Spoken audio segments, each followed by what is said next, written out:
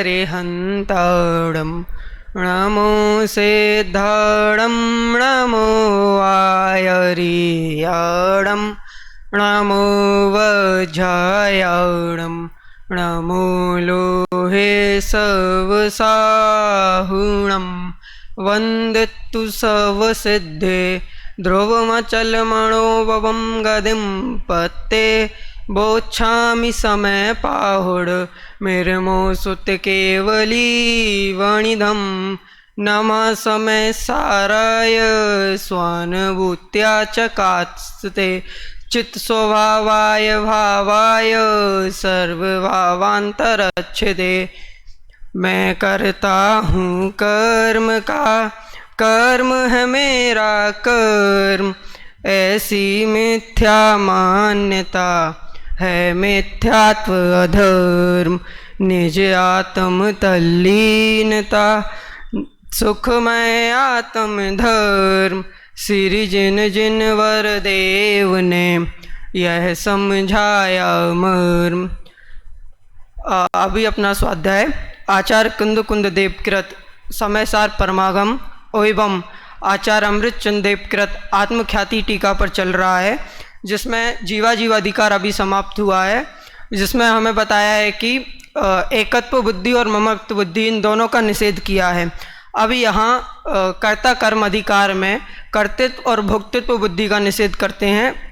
तो यहाँ आचार्य सर्वप्रथम लिखते हैं अथ जीवा जीवेव कर्तरी कर्म बेसेण प्रविष्टा, अर्थात यहाँ अब जो जीव अजीब थे, मतलब यह नाटक के प्रारूप में चल रहा है, जो जीव और अजीब थे वही जीव अजीब अब कर्ता और कर्म के बेस में प्रवेश कर रहे हैं। जीवा जीव अधिकार में तो आचार्य ने एकत्व मत बुद्धि का निषेध कर दिया था, यहाँ वह कर्ता कर्म बुद्धि का निषेध करेंगे। तो जैसा देव स्तुति में आता भी है कि निज को पर को कर्ता पिछान, मतलब निज को स्वयं को पर का कर्ता मानता है या फिर पर को स्वयं का कर्ता मानता है। इस प्रकार से ऐसी बुद्धि का यहाँ निषेध करेंगे। तो अब कर्तृत्व अर्थात क्या, मतलब हम कर्ता क्या मानते हैं कि ये मेरा कर्ता है। जैसे कई बार हम मंदिर में जाते हैं तो वहाँ हम क्या कह देते हैं कि हे भगवान ऐसा कर दो, ऐसा हो जाए, तो हम भगवान को भी कर्ता बना देते हैं। तो उसी कर्तापन का यहाँ निवारण किया गया है। आचार्य अमृतचंद आत्मख्याति टीका में ज्ञान ज्योति का स्मरण करते हुए कहते हैं, कलश लिखते हैं, कलश नंबर 46, तो उसका भी पाठ करेंगे।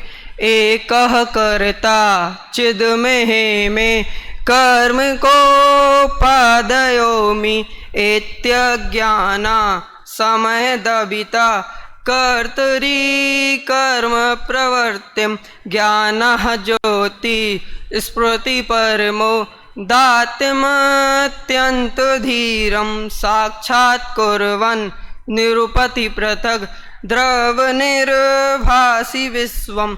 इसका सामान्य अर्थ अगर अपन देखें कि इसमें बताया है कि जो जीव है वह स्वयं एक चैतन्य जीव जो क्रोधादि कर्म है उनको मतलब उनका कर्ता स्वयं को मानता है, और फिर उसकी जो उसका निवारण है तो वह कैसे ज्ञान ज्योति अर्थात जो भगवान है या केवल ज्ञान है उसमें उससे निवारण करते हैं। तो यहाँ इसका अर्थ देखते हैं, एकह कर्ता मतलब एक कर्ता, चिद में, यहाँ चिद में से आएगा चित अहम यह अर्थात आत्मा। फिर कर्म कोपादयोमी जो क्रोध आदि द्रव्य भाव नौ कर्म है, यहाँ आदि में द्रव्य भाव नौ कर्म लेने हैं। तो कर्म कोपादयोमी क्रोध आदि जो कर्म हैं, और इसमें आया था चिद में अर्थात मेरे। तो इस पंक्ति का संपूर्ण अर्थ क्या होगा, मैं एक आत्मा करता हूँ। किसका करता हूँ, तो जो क्रोध आदि मेरे कर्म है उनका करता हूँ। फिर इत्यज्ञानाम मतलब इति अज्ञानाम, ऐसा अज्ञान समय दबिता मतलब सर्व ओर से दूर करते हैं। कौन कैसे अज्ञान को, तो कर्तरी कर्म प्रवृत्ति मतलब जो कर्ता और कर्म रूप जो कर्ता कर्म रूप जो दिख रहा है, जो प्रवृत्ति कर रहे हैं, उसको यहाँ दूर करते हैं। तो इसका पूरा अर्थ होगा ऐसा जो कर्तरी कर्म रूपी अज्ञान है उसे दूर करता है। तो वह कौन दूर करता है, कैसे दूर करता है? तो अगली पंक्ति में आता है ज्ञानः ज्योति, मतलब ज्ञान ज्योति। ज्ञान ज्योति यहाँ केवल ज्ञान को भी ले सकते हैं, सम्यक ज्ञान को भी ले सकते हैं, उसका विवरण आगे आएगा। तो वह कैसी है? स्फुरति, मतलब जो प्रगटी हुई है, ज्ञान ज्योति जब प्रगटेगी तभी इनका नाश होगा। परमोदात्त, परम उदार है, मतलब किसी के प्रति जैसे अपन उदारता दिखाते हैं तो परमोदात्त। और कैसी है? अत्यंत धीर, मतलब बहुत धैर्यवान है, धैर्यशाली है। और कैसी है? तो अगली पंक्ति में आता है साक्षात कुर्वन्, मतलब जो सभी द्रव्यों को प्रत्यक्ष बताती है। निरूपति पृथक, निरूपति मतलब बिना किसी की सहायता से, पृथक अर्थात अलग अलग करके बताती है।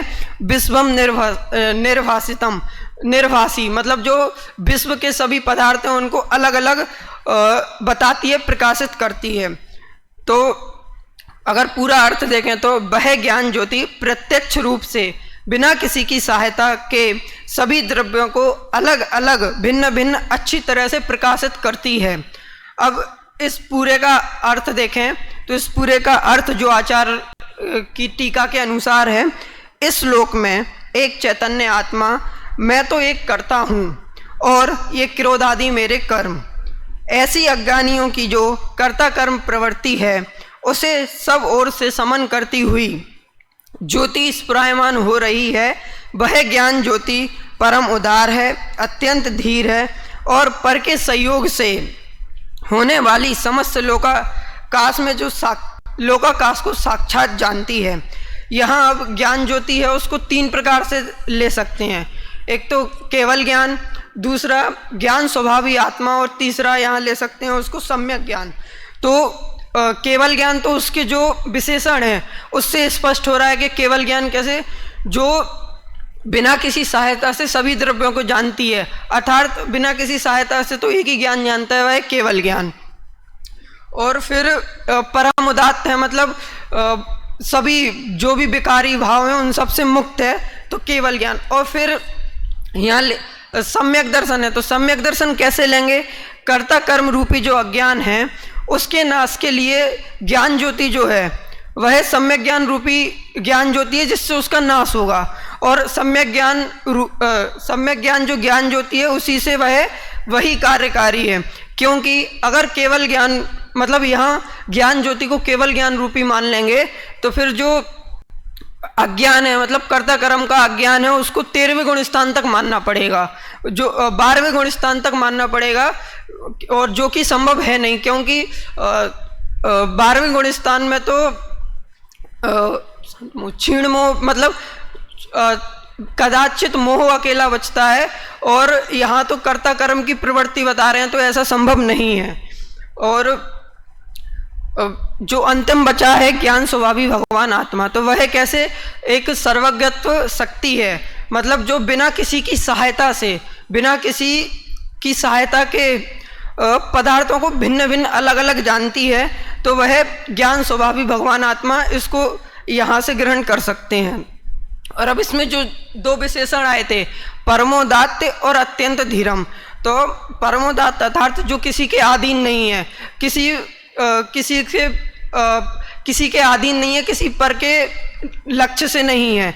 अत्यंत धीर, बहुत धैर्यवान है और धीरता धारण करे हुए है।